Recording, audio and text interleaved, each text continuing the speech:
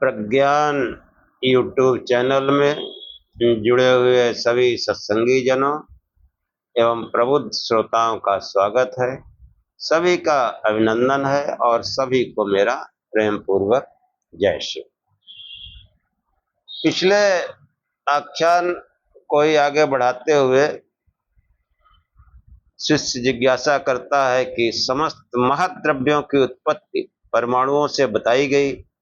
जो परिणाम परमाणु में नहीं, वह आगे उसके कार्य में कैसे उत्पन्न हो जाता है। इस तरीके का प्रश्न जिज्ञासु करता है और यहीं से आज का आख्यान आरंभ करते हैं।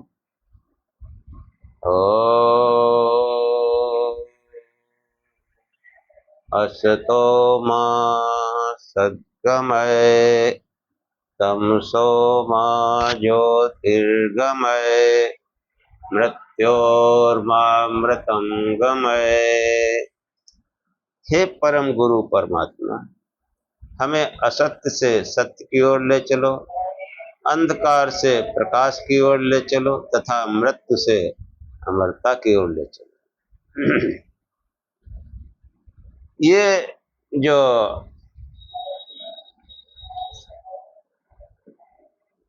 मतलब कारण, बहुत से कारण होते हैं, बहुत से निमित्त होते हैं जिससे एक महत् परिणाम की उत्पत्ति होती है। कोई एक निमित्त नहीं होता। इसी को बताते हुए महर्षि कणाद कहते हैं कारण बहुत्वाच्च, कारणों के बहुत होने से और निमित्तों से भी महत् परिणाम की उत्पत्ति होती है। हाँ, परमाणु कैसा बताया गया? परमाणु नित्य द्रव्य बताया गया। उसका कोई कारण नहीं होता, परमाणु का कोई कारण नहीं होता। दो परमाणु मिलकर द्वि अणु उत्पन्न होता है। द्वि अणु के कारण दो परमाणु है, बहुत नहीं। जब परमाणुओं से आगे की रचना होने लगती है तब स्वभावतः दो परमाणु परस्पर पहले मिल जाते हैं। हाँ, परमाणु और उसके कार्य द्वि अणु दोनों में अणु परिमाण रहता है। आगे तीन द्वि अणुओं से एक त्रयणु, हाँ ऐसे तीन अणु वाले भी होते पदार्थ। तो ये जो है तीन मतलब जो है वो बहुत संख्या है। यह त्रिअणु में महत् परिणाम को उत्पन्न कर देती है। कारणों का बहुत होना कार्य में महत् परिणाम का जनक है। यहाँ कारणगत बहुत संख्या कार्य में अपने विजातीय गुण महत् परिणाम को उत्पन्न करती है। कारण का परिमाण कार्य में अपने सजातीय परिमाण को उत्पन्न नहीं कर पाता। कि कारण का परिमाण कार्य में अपने सजातीय परिमाण को उत्पन्न नहीं करता। इस प्रकार मूल उपादानों से द्रव्य रचना के आरंभ काल में सर्वप्रथम त्रिश्रेण द्रव्य में महत् परिणाम अव्यक्त होता है। यानी द्विअणु और त्रिअणु को ही त्रिश्रेण कहा गया है। ये जो है महत् परिणाम वर्ग में सबसे छोटी इकाई त्रिअणु, मतलब यहाँ से सबसे छोटी इकाई यहाँ से शुरू होता है और आगे जो है द्रव्य रचना होती है। महत् परिणाम जो है कारणगत परिणाम की अपेक्षा कार्य में बढ़ता जाता है, परंतु परिमाण की दृष्टि से उत्पन्न हुआ ऐसा परिमाण सर्वातिशायी कभी नहीं होता। जो सर्वातिशायी महत् परिणाम है वह नित्य है। वह नित्य है, वो जो है कभी उत्पन्न नहीं होता है। जैसे सर्वातिशायी अणु परिणाम कभी उत्पन्न नहीं होता, वैसे ही महत् परिणाम भी। यह परिणाम नित्य द्रव्य आकाश काल दिशा परमात्मा में स्वीकार किया जाता है कि आकाश काल दिशा और परमात्मा ये सब नित्य माने हैं। इसको जो है वैशेषिक नित्य मानता है और नित्य है भी। इन द्रव्यों में सर्वव्यापक अथवा इनको विभु माना जाता है कि दिशा की भी कोई सीमा नहीं, चाहे जितना चले जाओ जिस दिशा में चाहो। और दिशा को तो जो है सांख्य में दिशा को आकाश कहा गया, तो दिशा और आकाश एक ही है। और काल, काल की भी कोई सीमा नहीं है। हाँ, काल भी असीमित है। ये तो हम माफ कर लेते हैं। जहाँ ये हम लोग माफ करते हैं, सूर्योदय होता है, सूर्यास्त होता है, एक दिन हो गया, फिर वो एक महीना हो गया, एक पक्ष हो गया, हफ्ता हो गया, और फिर ऐसे वर्ष हो जाता है। लेकिन वो स्थितियां जहां पर सूर्य नहीं है, जहां पर सूर्य नहीं है, तो वहां काल की कोई सीमा ही नहीं है। हम्म वो नित्य है वो। हम्म ऐसे ही जो है दिशा, काल, आकाश, ये और परमात्मा में जो है ये नित्य द्रव्य स्वीकार किया जाता है। इसको सर्वव्यापक और विभु भी कहा जाता है। सूत्र में पठित चा पद से महत् परिणाम के अन्य निमित्तों का संग्रह हो जाता है। हाँ, कारण बहुत्वाच्च, कारणों के बहुत होने से और निमित्तों से भी महत् परिणाम की उत्पत्ति होती है। कि उनमें पहला निमित्त क्या है कि कारण का महत् होना। ऊपर व्याख्या में इसका संकेत आ गया है कि जब तिसरेण में महत्व गुण उत्पन्न हो गया है, तब वह एक महत् द्रव्य है।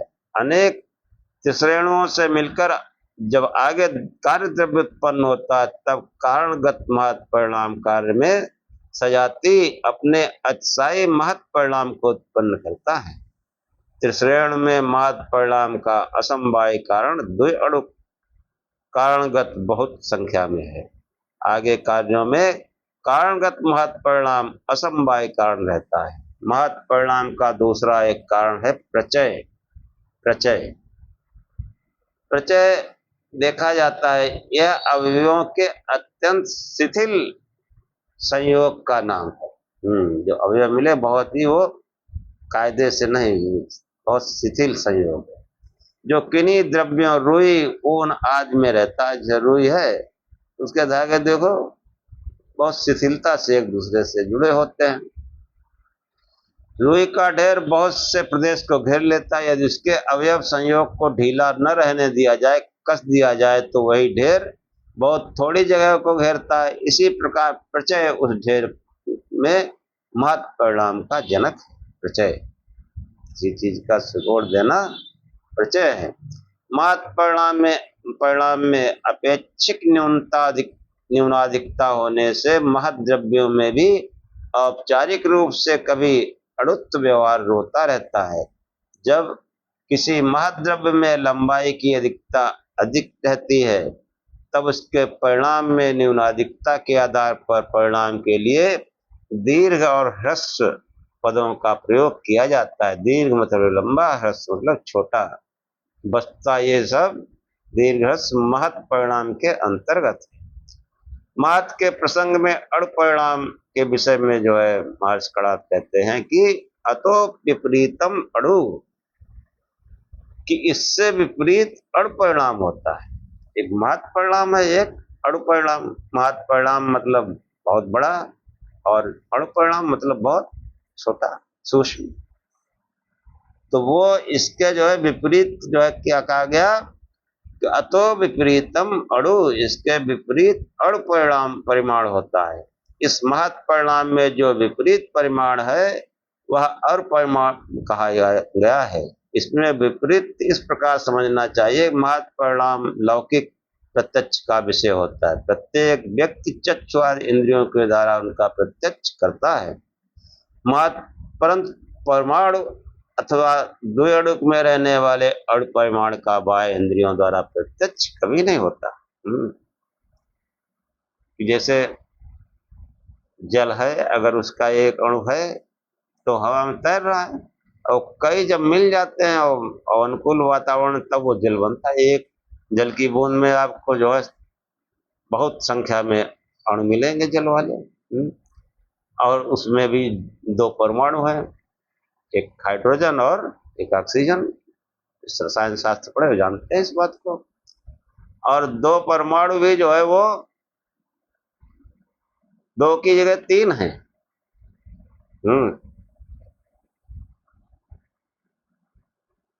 ऑक्सीजन के 2 परमाणु और हाइड्रोजन का 1 परमाणु, तब जल बनता है। ये उसका अनुपात है। तो ये जो है कि अतो विपरीतम अणु, इसके विपरीत जो है वो अणु है। अणु जो है, अणु मतलब वो परमाणु से बनता है।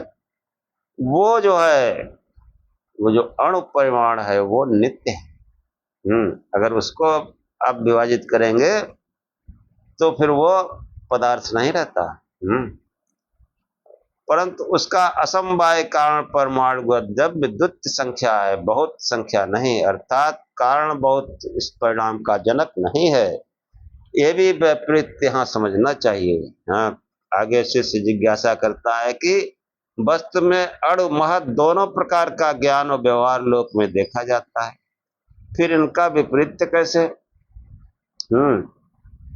तो सूत्रकार समाधान करते हुए कहते हैं कि अणु महत् इति तस्मिन् विशेष भावात् विशेषाभावाच्च, अणु है महत्, इस प्रकार इस वस्तु में जो परिमाण विषयक ज्ञान और व्यवहार होता है, उस परिमाण में विशेष भाव, शेष अपकर्ष होने से अणु व्यवहार, विशेष अपकर्ष के न होने से महत् व्यवहार होता है।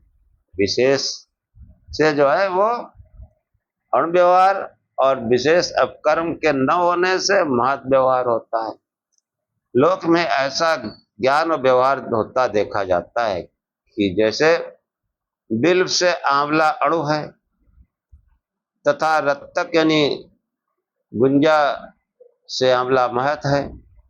यह अणु महत् का आपेक्षिक व्यवहार लौकिक प्रत्यक्ष ग्राह्य महत् में हुआ करता है। इससे अणु महत् के विपरीत का कथन युक्त प्रतीत नहीं होता। सूत्रकार ने बताया, इस प्रकार के व्यवहार में विषय में परिमाण में एक स्थल पर जो अणु महत् व्यवहार होता है, वह उन पदार्थों की परस्पर आपेक्षिक स्थिति के आधार पर, वो जो है आपेक्षिक, कोई वस्तु किसी की अपेक्षा छोटी बड़ी लोक व्यवहार में आता है कि अणु महत् इत्यस्मिन् विशेष भावाच्च, कि कोई वस्तु किसी वस्तु की अपेक्षा छोटी है। जिसे उदाहरण दिया गया, बेल से आंवला छोटा है और आंवला से जो गुंजा है वो और भी छोटा है। कि गुंजा की अपेक्षा बड़ा है और बेल की अपेक्षा छोटा है आंवला। तो ये जो है लोक में ऐसा ज्ञान और व्यवहार केवल जो है यथार्थ रूप में विद्यमान रहता है कि अपकर्ष और मतलब अपकर्ष छोटापन, उसमें अणु व्यवहार हो जाता है, तो वहां पर जो है वो महत् परिणाम नहीं होता। महत् परिणाम नहीं बड़ा और अपकर्ष नहीं छोटा। हाँ, ऐसे स्थलों में अणु व्यवहार को भाक्त क्यों समझना चाहिए? हाँ, जो उस तरीके का व्यवहार है वो भाक्त। तो सूत्रकार कहते हैं, एक कालत्वात्, एक काल में होने से, एक वस्तु में तथा एक काल में अणु महत् व्यवहार ज्ञान लोक में होता देखा जाता है। अणु और महत् परस्पर विरोधी परिमाण हैं। एक आश्रय में दोनों का एक कालिक यथार्थ ज्ञान और व्यवहार संभव नहीं। इसलिए रक्तक, आंवला, बेल आदि में महत् परिणाम के कारण विद्यमान होने से उसमें महत् परिणाम का ज्ञान व व्यवहार यथार्थ है तथा अणुत्व का ज्ञान व्यवहार भाक्त। वो अणु वाला जो ज्ञान है वो उसमें, हाँ, वो नहीं है। सूत्रकार ने इस प्रकार के ज्ञान और व्यवहार में महत् परिणाम के मुख्य होने का अन्य कारण भी बताया। अन्य कारण क्या है? दृष्टांताश्च, दृष्टांत से भी पूर्वोक्त कथन सिद्ध होता है। लोक में सिद्ध है कि शुक्ल तंतुओं से शुक्ल पट उत्पन्न होता है, कृष्ण नहीं। इसी प्रकार महत् कारणों से महत् द्रव्य उत्पन्न हो सकता है, अणु नहीं। रक्तक, आम्लक, बिल्व आदि का आरंभ महत् अवयवों से होता है, इसलिए उनमें महत् प्रतीत व्यवहार मुख्य तथा अणु व्यवहार गौण है। जो अणु है वह महत् है और जो महत् है वह अणु नहीं हो सकता है। एक प्रकार के गुणों वाले द्रव्य में वास्तव में व्यवहार परस्पर अपेक्षा से हुआ करता है। खजूर से दाख अधिक मधुर है, शंख से स्फटिक अधिक शुक्ल है। यही स्थिति परिमाण के विषय में है। अपेक्षाकृत छोटा परिणाम होने पर महत् में अण व्यवहार को गौड़ मानना प्रामाणिक होगा। शिष्य जिज्ञासा करता है कि लोक में व्यवहार है, यह परिमाण अणु है, यह परिमाण महत् है। ऐसा ज्ञात होता है कि अणु में अणु और महत् में अन्य परिमाण रहता है। हाँ, तो इसको सूत्रकार समझाते हुए कहते हैं कि अणुत्व महत्व योर गुणत्व महत्व भावास कर्म गुण व्याख्याता। अणु और महत् परिणामों में अन्य अणु और महत् परिणाम का अभाव है। यह तथ्य कर्म और गुणों के द्वारा कहा गया है। कर्म और गुण में कोई गुण नहीं रहता। गुण सदा द्रव्याश्रित रहता, कर्म आश्रित अथवा गुणाश्रित नहीं। कि कर्म अथवा गुण में कोई गुण थोड़ा ही होता है। गुण जो है वो किसी द्रव्य में, किसी पदार्थ में होता है। हाँ, कर्माश्रित अथवा गुणाश्रित नहीं है। कि गुण हमेशा वो किसी द्रव्य के आश्रित है, द्रव्य के ही गुण होते हैं।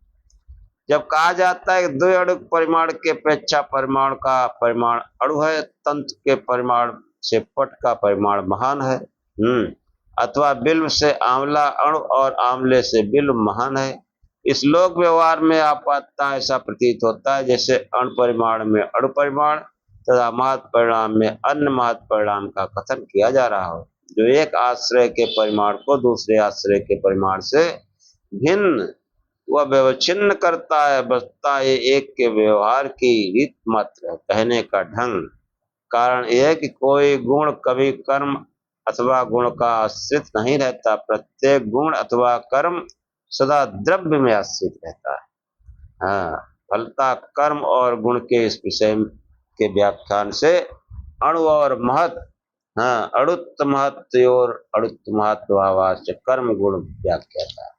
हाँ, कि अणुत्व और महत्व का अभाव रहता है, ये समझ लेना चाहिए। अब आगे से जिज्ञासा करता है गुणों में गुण अथवा कर्मों में कर्म नहीं रहता, ऐसा क्यों है? तो सूत्रकार कहते हैं कर्म भी कर्माणि गुणश्च गुणा व्याख्याता। कर्म से कर्म और गुणों से गुण की व्याख्या होती है। कि गुणों में गुण और कर्म में कर्म नहीं रहते, परंतु लोक में व्यवहार होता है। ये महान शब्द है, यह अल्प शब्द है, ये दो शब्द हैं, ये एक शब्द है इत्यादि। शब्द गुण है और उसमें महत्व अल्पत्व का होना तथा एकत्व आदि संख्या का होना उक्त व्यवहार से स्पष्ट होता है। महत्व व संख्या आदि गुण है। इस विषय में सूत्रकार ने कहा कि गुण गुणाश्रित तथा कर्म कर्माश्रित नहीं होते। ये कथन पहले ही जो है अध्याय में बताया जा चुका है। तो ये जो है फिर शिष्य जिज्ञासा करता है कि सब गुण कर्म अन्य गुण कर्मों में न रहो, पर अणुत्व महत्व आदि गुण कर्मों में रहते हैं। ये लोक व्यवहार से सिद्ध होता है। हाँ, बहुत बारीकी से सब प्रश्नों को किया गया है। इतना विशद बौद्धिक व्याख्या हमारे शास्त्रों में है। हाँ, कि अणुत्व महत्वाभ्याम कर्म गुणाश्च व्याख्याता। अणुत्व और महत्व से शून्य है कर्म तथा गुण भी, ऐसा जो है व्याख्या में कहा गया है। लोक व्यवहार में देखा जाता है कर्म महान है या अत्यल्प सूक्ष्म है।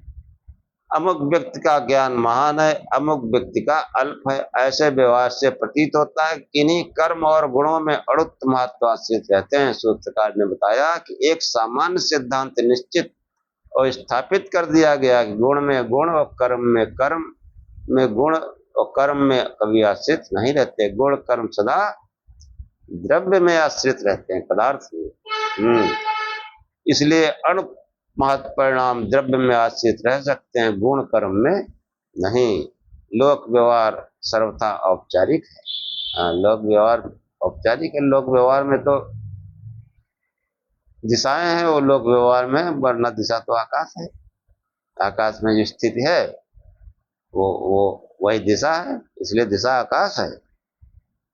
हम अपने लोग व्यवहार में पूर्व पश्चिम उत्तर दक्षिण कर लेते हैं।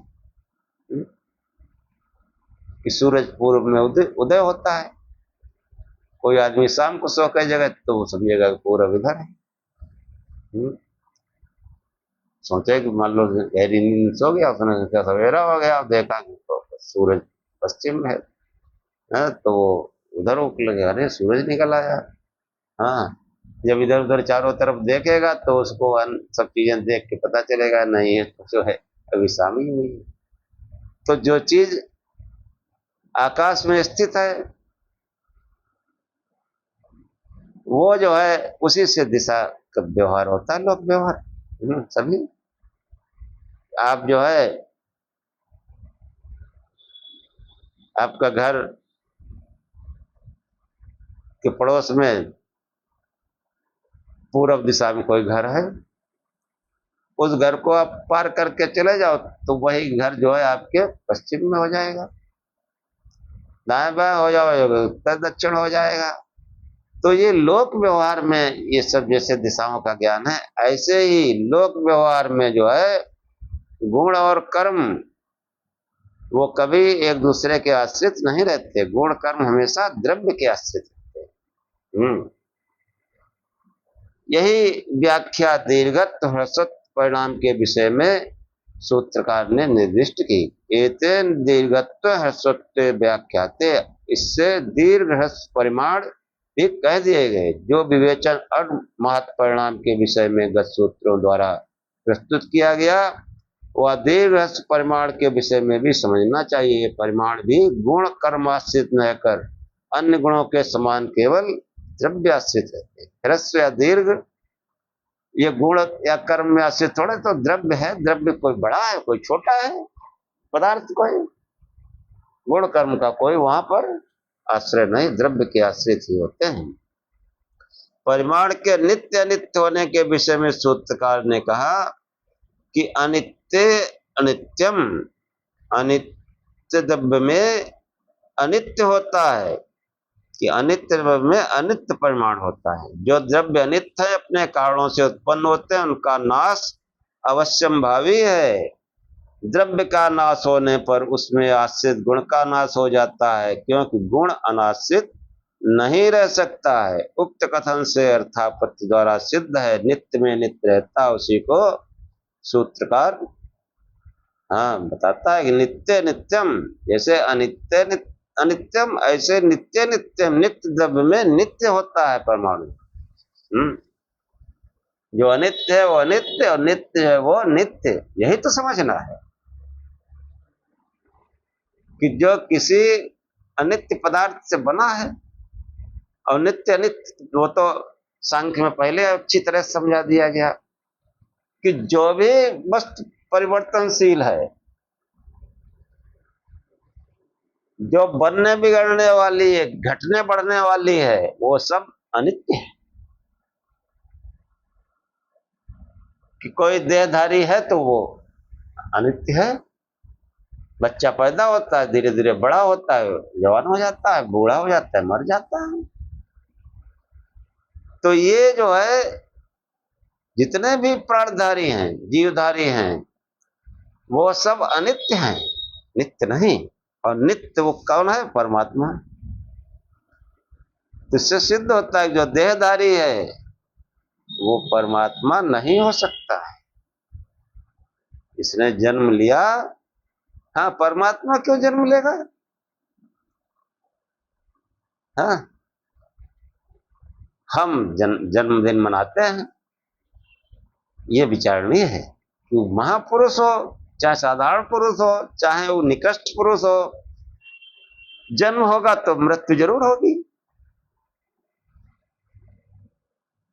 हाँ, अपने को विकसित करने वो महान हो जाता है, ज्ञान की ओर चलता है तो ज्ञान से महान हो जाता है, और महानता में शांति आ जाती है। फिर कठोपनिषद में बताया गया है कि जो है ज्ञान आत्मा, महान आत्मा, शांत आत्मा।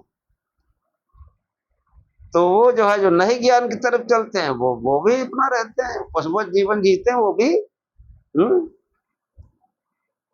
बहुत कठिन है अध्यात्म।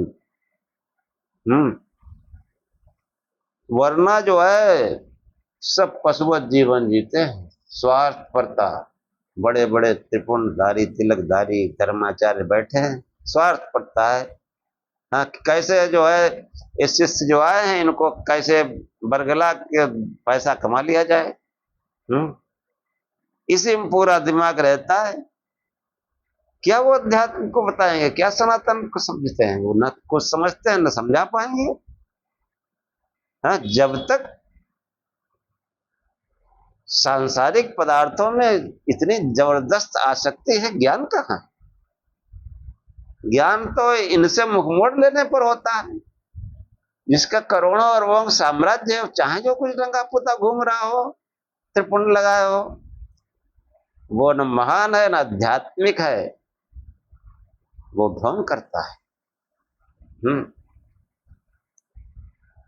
और अगर अध्यात्म की तरफ चलेंगे,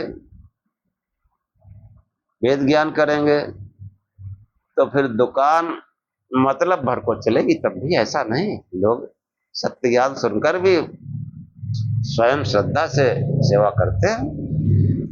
हाँ, और फिर वो परमात्मा जानता है हमारी आवश्यकता।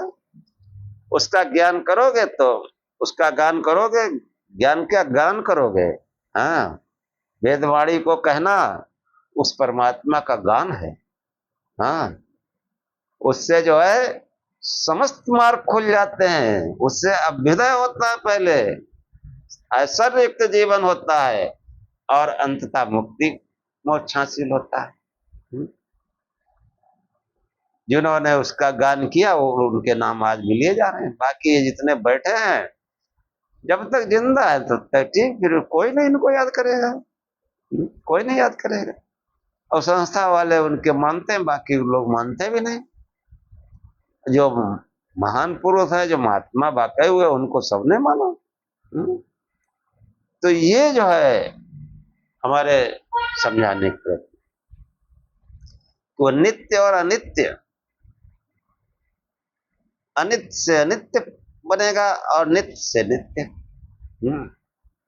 और नित्य में जो है वो सांख्य के अनुसार तीन पदार्थ बने हैं, त्रिविध ब्रह्म जिसको कहा गया है, ईश्वर, आत्मा यानी जीवात्मा, और प्रकृति। ये नित्य है। हम अपनी प्रकृति में चले जाएं, यानी मूल प्रकृति में। मूल प्रकृति नहीं, मूल प्रकृति में कैसे जाएंगे? जब ध्यान करेंगे।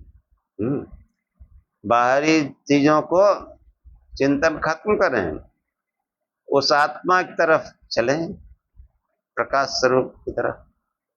तो सबसे पहले मूल प्रकृति यानी सतरज तम की साम्य अवस्था, उसमें जो है उससे हमारा योग हो जाएगा।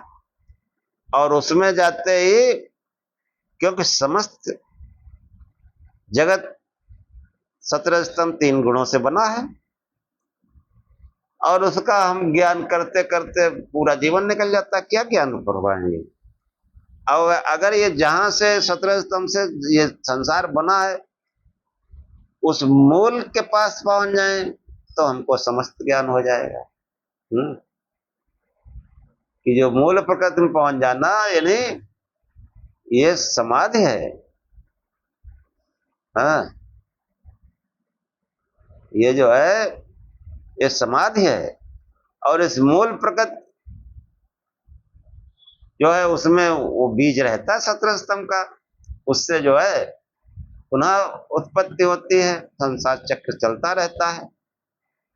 लेकिन अपने योग बल से, योग अनुष्ठान से, इस मूल प्रकृति से भी जो है आगे बढ़कर उस चेतन तत्व ईश्वर से अपना जो संबंध स्थापित कर लेता है, उसका बीज भी नष्ट हो जाता है। यानी उसको निर्वीज समाधि कहते हैं। जन्म मृत्यु का बीज दग्ध हो जाता है। वो जो है ऐसा हमारे संत शास्त्र बताते हैं। जब फिर से सृष्टि की रचना होगी तब वो फिर उत्पत्ति होगी उसकी। क्योंकि उसका जो है इस देह का निमित्त खत्म हो चुका है। 17 स्तंभ से परे पहुंच गया, अब कैसे वो प्रकृति में आएगा। तो ये जो है ईश्वर और आत्मा और प्रकृति, ये त्रिविध ब्रह्म, इस ये अपरिणामी तत्व है। इसके आगे सब परिणामी तत्व हैं, अनित्य हैं। उन अनित्यों में श्रद्धा रखना, उन अनित्यों की उपासना करना, वो अज्ञान है। उन अनित्यों से हमारा जो है उनको ठीक से समझे, अनित्य और नित्य। ये जो धर्म का उपदेश है कि तो अभ्युदय निःश्रेयस सिद्धि सधर्म, तो अभ्युदय के लिए हमारे अनित्य पदार्थों का ज्ञान होना चाहिए, यानी अविद्या, भौतिक विज्ञान, या यूं कहो कि वस्तु विज्ञान, पदार्थ विज्ञान को मटेरियलिज्म। इससे हमारा अभ्युदय होगा, कि सांसारिक वस्तुओं से हमारा अभ्युदय होगा। और निःश्रेयस के लिए भी जो है हमको सांसारिक पदार्थ चाहिए। सबसे पहले तो निःश्रेयस के लिए हमारा शरीर फिट हो। शरीर जो है वो तो आत्मा है नहीं, न ये चेतन है। ये चेतनता इसमें दिखाई पड़ती है उस आत्मा के कारण, वरना ये तो जड़ है बिल्कुल, कई बार समझा चुके हैं। तो ये जो है बार बार इस समझाया जाता है कि ये जो शास्त्र है, इसमें जो धर्म की व्याख्या की गई कि हम अनित्य पदार्थों को भी समझे, नित्य पदार्थों को भी समझे। अनित्य पदार्थ से हमारी सांसारिक असर बढ़ता है, हाँ, अभ्युदय होता है। और वो सांसारिक पदार्थ कहाँ से आते हैं, उनकी रचना के मूल में कौन है, तो वो जो है वह ईश्वर है। उस ईश्वर से ही समस्त जगत की उत्पत्ति हुई है। तो फिर वो इन्हीं पदार्थों के माध्यम से उस जगत के रचयिता, उस परमात्मा का भी साक्षात्कार कर लेता है, और उसी को निःश्रेयस कहते हैं। पूरे शास्त्र का जो है जो प्रयोजन है वो यही है, और यही धर्म है कि तो अभ्युदय निःश्रेयस सिद्धि सधर्म है। धर्म वो है जिससे हमारा अभ्युदय हो और निःश्रेयस की सिद्धि हो। हाँ, तो विद्या और विद्या दोनों को लेकर चलना पड़ेगा। और अविद्या, जिसको हम विद्या समझते हैं, वहां भी अविद्या घुसी हुई है। अविद्या मतलब संसार, कोई सांसारिक जीवधारी। हाँ, और जीवधारी में क्या, वो बहुत से तो मृत हो चुके हैं। मृत, हाँ मृत, चाहे जितना आप कोशिश करो। ये जो उपासना जिन जिन कर रहे हैं, जिन्होंने जन्म लिया है, सब मर चुके हैं। हाँ, तुम समझते रहो, और ये हमारे धर्माचार्यों कहती है। हाँ, जिसने जन्म नहीं लिया, अगर ऐसा कोई आकार है, वही सत्य है। इसीलिए सत्य केवल शिव है। हाँ, सत्यम शिवम सुंदरम, इसमें कोई दूसरा नाम आप नहीं पुट कर सकते, कोई भी दूसरा नाम। इसलिए सत्य केवल शिव है, केवल। इसलिए शिव शिव जपो। हाँ, और शिव शिव जपने मतलब हमको नहीं पता हमारा कल्याण किसमें है, लेकिन वो भगवान को, उस परमात्मा को पता है।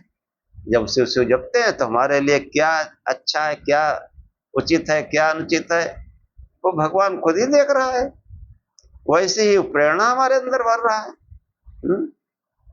तो खूब शिव शिव जपो, प्रकाश स्वरूप से ध्यान करो। हाँ, और साकार रूप में भगवान शंकर की फोटो लगाओ एकमात्र, जैसी हमारे पीछे लगी, तभी कल्याण होगा। और जब तक ये जो है एकत्व का ज्ञान नहीं होगा, तब तक आप जो है वो आध्यात्मिक नहीं हो सकते, ना धार्मिक बने रहेंगे। कुछ न कुछ कर रहे हैं अच्छा है।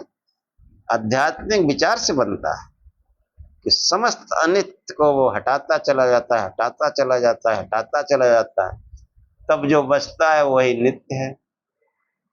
तब जो बचता है वही नित्य है। संसार सभी पदार्थों को हटाते चले जाओ, हटाते चले जाओ, है? और फिर वो बुद्धि को भी हटाओ। और ये हटाना कैसे? ध्यान के द्वारा होगा। जब तक हमारी बुद्धि काम कर रही, सब सांसारिक पदार्थों का चिंतन रहता है। जैसे ये चित्तवृत्ति का निरोध होता है, बाहरी पदार्थों का ज्ञान रुकता है, वैसे ही वो ईश्वरीय ज्ञान शुरू हो जाता है। तो खूब शिव शिव जपें, प्रकाश स्वरूप से ध्यान करें और इन आख्यानों को ठीक से सुनते रहें। इसी के साथ आज का जो है आख्यान समाप्त करते हैं। ओम शानाववत् शानो भुनक् सावीर्यं करवावहे तेजस्विनावधितमस्तु मा विद्विषावहे। ओम शांति शांति शांति। हे परमात्मा, हम दोनों श्रोता और वक्ता की साथ साथ रक्षा करें, साथ साथ पालना करें। हम दोनों साथ साथ बल को बढ़ावें, पराक्रम करें। हमारा पढ़ा पढ़ाया एक साथ तेजस्ता को प्राप्त करें, हम आपस में द्वेष न करें। हे परमात्मा, हम दोनों को त्रिविध शांति प्राप्त हो, हमारे जीवन में कभी दैहिक दैविक भौतिक दुख न आए। ओम शांति शांति शांति। जय श्री